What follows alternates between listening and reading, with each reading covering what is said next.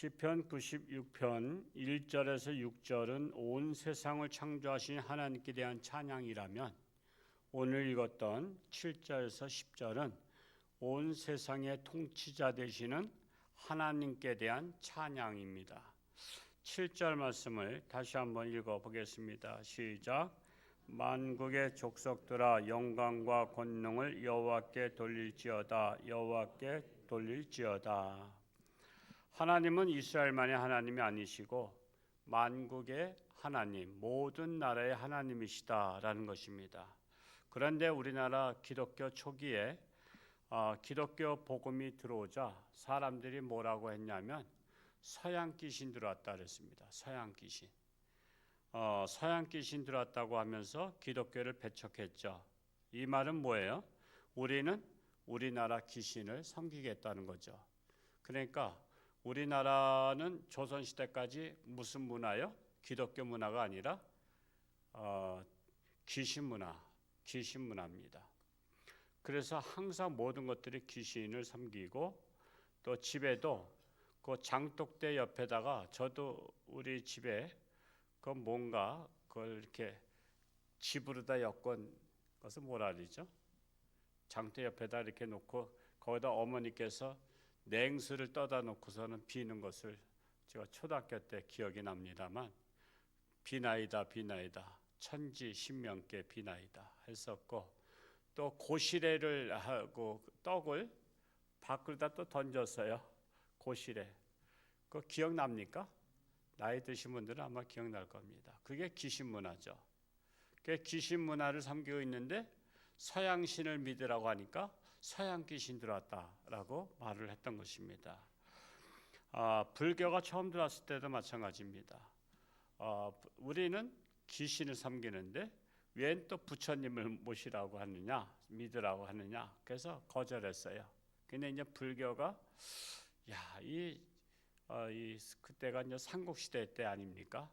이 나라의 신라의, 아니면 뭐 이제 그 고구려의, 백제의 불교를 전하려면 어떻게 해야 될까? 그들이 고심을 하다가 이 삼국 나라가 이 무슨 신이죠?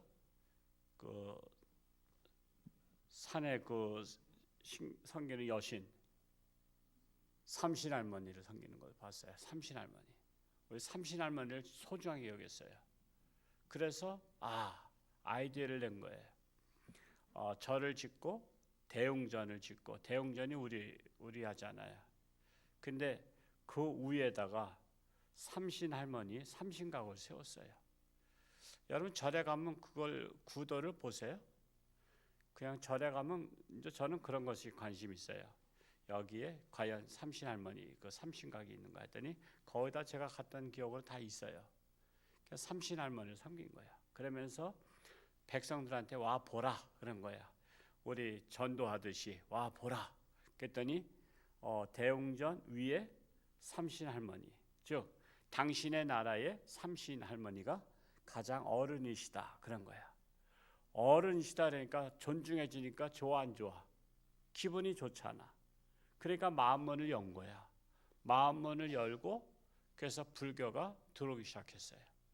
그래서 불교가 들어오면서, 그러니까 사실 삼신할머니나 불교나 한 통속이야, 두 통속이야?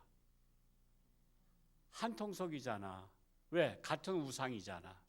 그러니까 공통점이 있으니까, 뭐 같은 우상인데 하나 더 얹어놓으면 어때?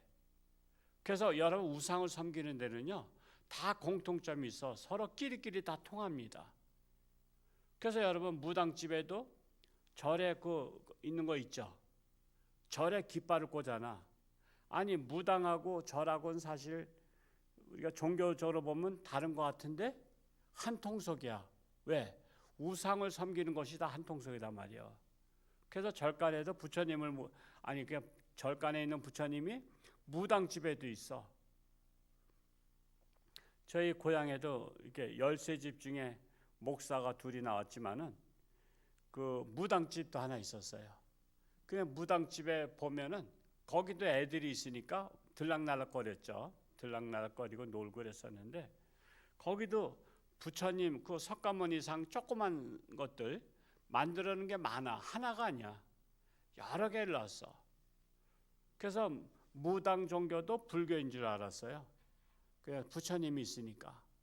그러니까 그들은 우상으로서 서로 일맥상통하는 게 있단 말이에요. 그런데 기독교는 뭐요? 기독교는 안 되는 거야. 삼신을 섬길 수가 없는 거야. 부처님 섬길 수가 없는 거야.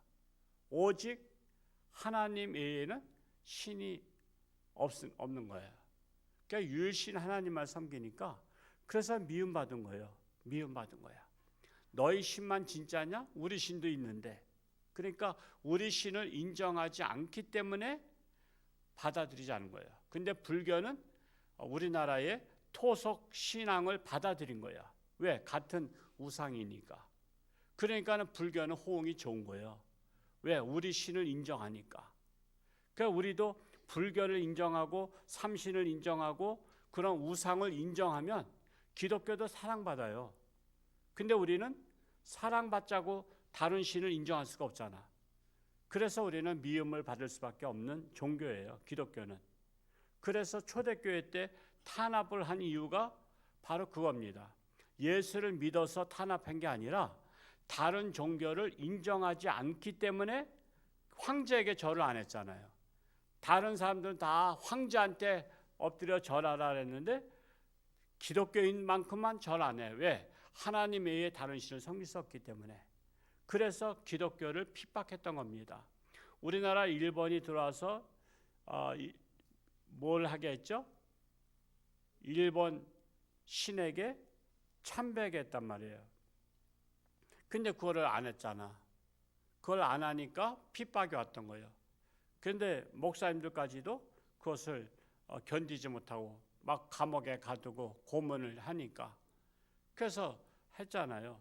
근데 유일하게 몇몇 분들이 안 하신 분 중에 대표적으로 주기철 목사님 그런 분들이 끝까지. 그 주기철 목사님은 바닥에다가 송판대에다가 못을 박아놓고 그 못 위를 걸어가게 했잖아요. 참 그렇게 하면서 가진 고난 당해서 그가 40대에 연세는 제가 잊어버렸어요.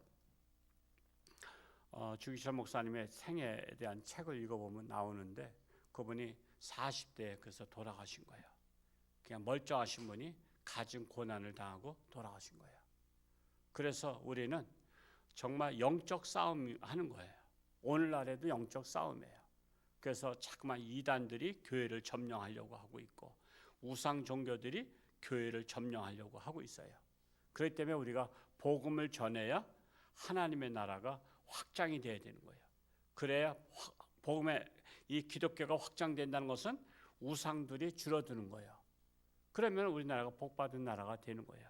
그래서 가장 애국하는 길은 전도하는 길이다. 그래서 이 땅이 복음화가 되는 것이다 라는 사실입니다. 8절 말씀을 읽어볼까요? 8절 시작. 여호와의 이름에 합당한 영광을 그에게 돌릴지어다. 예물을 들고 그의 궁정에 들어갈지어다. 하나님의 이름에 합당한 영광을 돌릴지어다. 하나님은 온 세상을 창조하신 하나님. 하나님의 이름에 걸맞은 것은 뭐예요? 온 세상 창조하신 하나님. 이민수 그러면 홍천주 함께 목사. 그런 것처럼 하나님 하면 온 세상 창조하신 하나님. 그리고 온 세상을 통치하시는 하나님이 되는 것입니다. 그 구약 시대에는 예물을 가지고 들어갔어요. 제물이죠, 제물. 그래서 양이나 송아지나 이런 것들을 잡아서 예물을 꼭 가지고 갔어요. 그런데 신약에서는 제물이 필요 없는 거예요. 왜? 예수님이 희생 제물이 되신 거야. 나의 죄를 대속하기 위해서. 그래서 우리는 희생 제물은 이제 필요 없게 됐고 뭐가 있어요? 나 같은 죄인을 대신 희생하신 예수님의 은혜를 감사해서 감사의물을 드리는 거예요. 그래서 우리는 감사의물을 하나님 앞에 우리 감사한 대로 드리는 것입니다. 9절 말씀을 읽어봅니다. 시작. 아름답고 거룩한 것으로 여호와께 예배할지어다. 온 땅이여 그 앞에서 떨지어다. 아름답고 거룩한 것으로. 아름답고 거룩한 것이라는 것은 하나님의 예배에 거룩한 옷을 입으라는 거예요. 구약 시대에도 하나님 앞에 나갈 때는요, 제복을 입었다 그러죠. 제복을 입었단 말이에요. 그것처럼 우리가 아름다운 옷을 입고 오는 거예요. 교회는 아름다운 옷을 입고 오는 거예요. 그러니까 항상 하나님 앞에 나올 때는 내 옷 중에 가장 소중한 옷을 입을 수 있는 그런 마음의 자세가 필요합니다. 특히 예배 순서를 맡은 자들은 특히 할 수 있으면 남자분들은 정장을 하면 좋겠어요. 정장. 그리고 여자분들도 자신의 옷 중에서 가장 깔끔한 정장을 하고 순서를 맡는 거예요. 기도 순서를 맡든 성경 봉독을 하든 찬양을 드리든 그때는 하는 거예요. 왜? 그건 우리 하나님 앞에 우리가 예를 갖추는 거거든요. 예를 들어서 이렇게 생각하시면 이해가 쉬워요. 결혼식 갈 때 여러분 정장하고 가요? 아니면 슬리퍼 신고 가? 반바지 입고 가? 결혼식 할 때 우리 반바지 입고 가지 않잖아요. 그렇죠? 보통 결혼식에 간다 그러면 그래도 양복도 입고 넥타이 하고 다 합니다. 여자분들도 옷 중에서 이거 입고 갈까 저거 입고 갈까 해서 할 수 있으면 우리가 깔끔한 옷을 입고 가는 것이 기본 에티켓이에요. 그 집에 대한 예의란 말이에요. 그 집에 대한. 그냥 거기다 슬리퍼나 신고 반바지나 입고 오면은 이 집에 레벨이 이 정도인가 이렇게 해서 다 우습게 본다고.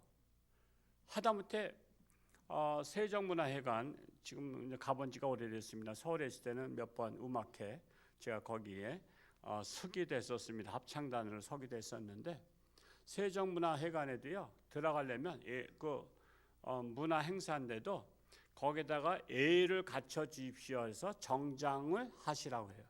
요즘엔 많이 바뀌었을 것 같은데 정장을 하도록 부탁을 합니다. 정장하고 들어오도록. 근데 거기가 신전도 아니야. 그냥 문화회관이야.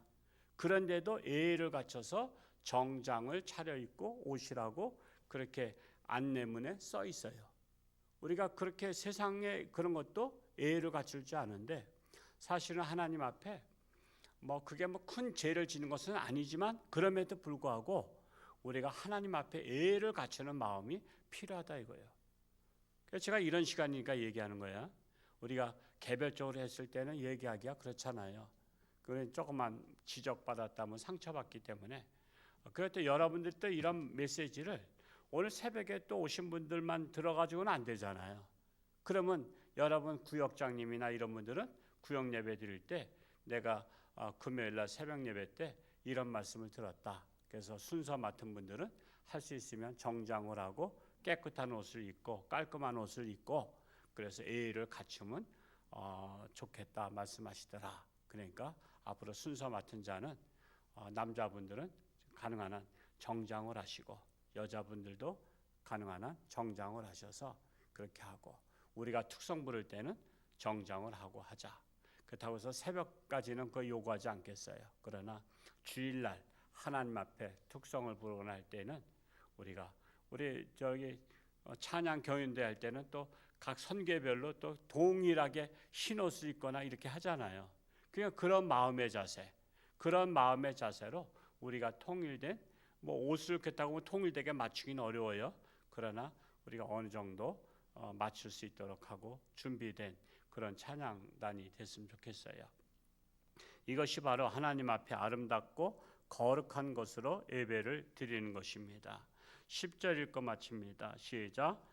모든 나라 가운데서 이르기를 여호와께서 다스리시니 세계가 굳게 서고 흔들리지 않으리라. 그가 만민을 공평하게 심판하시리라 할지로다. 하나님은 모든 나라를 다스리신다. 세계가 하나님의 손에 있다. 결국 세계 역사를 보면요, 결국 악한 나라는 멸망하게 돼 있어요. 악한 나라. 지금도 이란이 완전히 멸망하다시피 돼 있죠. 이란이 그 독재자에 의해서 얼마 동안 통치했죠? 그분이 한 40년인가 얼마인가 통치했잖아요. 37년인가 몇 년간. 그러면서 그 사람이 얼마를 죽였는지는 사람들이 잘 모르는 것 같아요. 이번에 저도 알았어요. 왜냐하면 모든 게 통제된 사회이기 때문에. 거기에서 한 4만 명을 죽였다 그러죠. 국민들을 반대한 사람은 4만 명을 죽였다 그래요. 그런데 지금 4만 명 국민들 정말 힘없는 백성들을 죽인 것에 대해서는 비난하지 않았다면 세계가, 그렇죠? 비난하지 않고 있다가, 물론 몰라서 그럴 수도 있지만 그래도 의식 있는 사람들은 이 정보를 다 알거든요. 그런데 그 독재자를 죽였다고 지금 비난 많이 하잖아요. 제가 뭐 트럼프를 두둔하기 위해서 그런 게 아니라 이 비교해서 그런 거야. 트럼프를 지금 비난을 엄청 많이 해요. 남의 나라 지도자를 죽였다고. 근데 남의 나라 지도자를 죽인 것도 좀 문제가 있겠지만 더 큰 문제는 그가 독재하면서 무고한 백성들 자기를 반대한다고 4만 명을 죽였단 말이에요. 그러면 인권을 따지는 분들이 형평성에 맞게 이 4만 명을 죽인 것이 더 끔찍한 일이에요? 이 한 사람 죽인 게 끔찍한 일이에요? 한번 우리가 형평성을 따져보자 이거예요. 4만 명이 죽은 사람들이 여러분의 가족 중에 한 사람이 있었다면 아마 그거 용납하기 어려울 거예요. 그러니까 우리는 사고의 균형을 맞출 줄 알아야 돼요. 사고의 균형.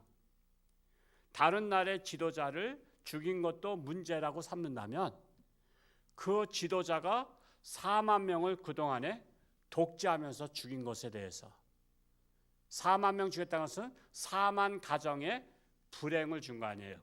4만 가정에. 여러분의 가정에 남편을 죽였다면 부인은 과부가 되는 것이고 자식들은 아버지 없는 자식이 되는 거야. 그러니까 4만 명이 죽었다는 것은 한 가족을 5명으로 치면 4, 5, 20만 명의 가정에 피눈물이 났다는 거야. 그러니까 우리는 항상 뭐든지 비판을 하거나 할 때에는 형평성을 우리는 볼 줄 알아야 돼요. 그런데 지금은 굉장히 남의 나라 지도자 죽였다고 그렇게 비난하지만 4만 명 죽인 것에 대해서는 비난하지 않는, 그러니까 그게 뭐예요? 내로남불이란 거예요. 내로남불. 내 편이면은 뭐 로맨스고 남의 편이면 불륜이고 이렇게 하는 사고들을 가지고 있어요. 그래서 우리가 항상 종합적인 사고를 갖는 게 중요하다는 사실이에요. 그래서 하나님은 악한 나라는 사실은 이란이 그 핵을 만들어서 중동 지역을 통치하려고 했잖아요. 그 핵을 만드는 나라. 그래 핵을 만든 나라들은 위험한 나라잖아요. 남의 나라를 빼앗으려고 하는 목적. 저 북한에도 핵을 그렇게 만드는 게 뭐예요? 자기 나라 지키기 위해서가 아니라 남한을 핵을 써서라도 집어삼키려고 하는 거잖아요. 그 결국 하나님께서는 남의 나라를 집어삼키려고 하던 그 나라들은 다 하나님의 심판하셨어요. 심판했습니다. 그래서 몽골을 심판했고 나치 히틀러를 심판했고 일본을 심판한 거, 그건 결국 하나님의 심판입니다. 왜 남의 나라를 뺏으려 해요? 우리나라가 강대국이라 여지까지 나라가 반만 년이 있는 게 아니에요. 우리나라가 남의 나라를 뺏으려는 마음이 없어요. 그러니까 기본적으로 선한 마음 우리가 자세가 돼 있어. 우리는 남의 나라를 빼앗아서 탈취해서 살려고 하는 나라가 아니야. 그러다 보니까 하나님께서 우리나라를 지켜주신 거야. 하나님께서. 지금 우리나라가 군사 강대국이라 그랬다고 해서 다른 나라 침략할 계획을 세워요? 국민들이 다 반대한다고. 우리가 북한 치는 것도 반대해. 평화적 통일이 되길 바라지 북한을 쳐서 이기려고 하는 건 아니야. 우리나라 마음속에는 하나님의 마음을 갖고 있어요. 그렇기 때문에 하나님께서 지켜주신 거야. 지금까지. 중국이 우리나라 그렇게 먹으려고 지금도 먹는 게 소원이요. 우리의 소원은 통일이지만 중국의 소원은 동북공정 대한민국을 먹는 거야 지금도. 그래서 많은 정치인들이 넘어간 거예요. 왜? 뇌물 줘가지고. 그래서 자꾸만 중국 사람들은 다 한국에 심는 거야. 선거에 영향을 주고. 그래서 중국 사람들이 100만 명 이상이 선거에 동참한다 그러잖아요. 100만 명이면은 한국의 정치인들을 쥐락펴락하는 게 중국 사람들의 결정에 달려 있어요. 왜? 1, 2%로 다 왔다 갔다 하잖아. 당락이 1, 2% 가지고 왔다 갔다 하기 때문에. 그래서 잠깐만 중국 사람을 정치인들 뇌물 줘서 중국 사람들 우리나라에 들어오게 하고 선거권을 주고 그런 거야. 그러니까 이런 것까지도 알아야 되는 거예요. 그래야 우리가 정신을 차리고 우리가 나라를 위해서 무엇을 기도해야 될 것인가를 아는 것입니다. 아무쪼록 우리는 하나님 앞에 하나님 말씀을 통해서 세상을 바로 보고 바로 분별할 수 있는 우리 모두가 되시기를 축복합니다. 할렐루야. 고맙고 감사하신 아버지 하나님, 오늘도 새벽을 깨우며 하나님 앞에 달려나와 하나님의 말씀을 통해서 하나님은 만왕의 왕이시고 만국의 통치자이시고 만국을 심판자이신 것을 믿습니다. 우리가 하나님의 뜻을 따라서 분별하여 오직 세상에서 미움을 받을지라도 우리는 우상을 인정할 수가 없습니다. 오직 하나님만을 섬깁니다. 유일하신 하나님만을 나의 하나님으로 섬기는 우리 모든 성도들 되게 하여 주옵소서. 이 땅에 평화가 임하려면 하나님의 나라가 되고 하나님의 말씀대로 사는 통치하는 나라가 되어야 할 줄로 믿습니다. 아직도 구원받지 못한 사랑하는 이웃들, 가정들 다 구원의 역사가 일어나기를 간절히 소원합니다. 육신의 질병으로 사경 헤매는 자들을 긍휼히 여기시고 하나님의 손길로 안수하사 깨끗함 받게 하시고 건강해서 하나님 영광 위에 살게 하여 주옵소서. 감사드리며 예수님의 이름으로 축복하며 기도하옵나이다. 아멘.